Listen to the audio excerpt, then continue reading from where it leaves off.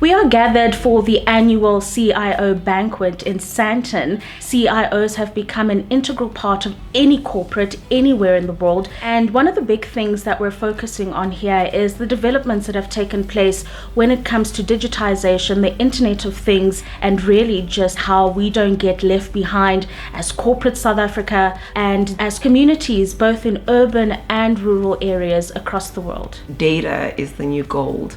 So any insights in terms of understanding our customer base and also the challenges that our current CIOs are faced with is always something that we should hold quite dear and near to us. And I guess the question is, what do we do with that data once we actually have it? How do we turn that into insights that can allow us to be better leaders, and also making sure that we make those informed decisions in the face of so many different challenges that we have to address? The 4IR era brings with it a lot of complexity, and I think the demands on not just the CIO but across the C-suite talk to managing and dealing with that complexity. The complexity comes from the convergence of many moving pieces from a technology point of view, from a human behavior point of view, as well as just the broader business context and how we operate. So ensuring that change happens and happens efficiently, I think that complexity and being able to manage that complexity is the key source of where that pressure, or let's call it the new pressure, comes from. So to give some highlights from the ITWeb Brainstorm CIO Survey for 2023, budgets have gone down quite dramatically. We've also seen the top concern for CIOs being cybersecurity, an increase in demand for skills, and generative AI, the hot topic of the year.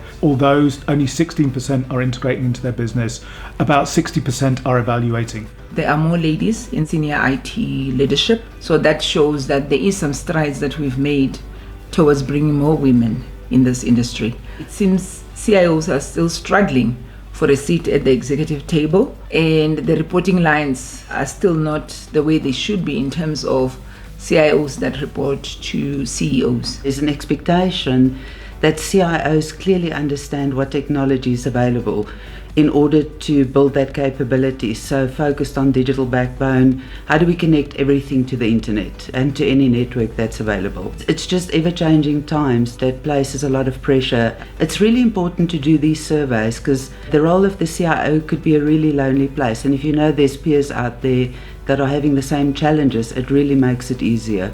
Most organizations are still seeing CIOs or IT as an enabler instead of a strategic partner. We need to invest more in technology, in cybersecurity, in digital transformation.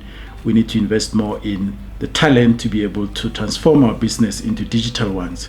The modern ways of doing this is actually to infuse the requirements of IT and business together and build a business digital transformation strategy. We see the CIOs as the corporate rock stars. They are specifically working on products and services and revenue generation opportunities for business, and ultimately part of shaping the overall enterprise roadmap. So it's no longer about pure tech, it's really all about business. Some of us are laggards where we adopt technology late and let other people pay the school fees. But we also see, CIOs being on the bleeding edge and trying new things and being innovative. They're now at the center of business transformation, they're at the center of innovation and actually driving the business. With the 4IR, we've seen the explosion of data. AI is now part of decision making. The CIOs now have to, consider ethics and how technology is making decisions and the impact of that.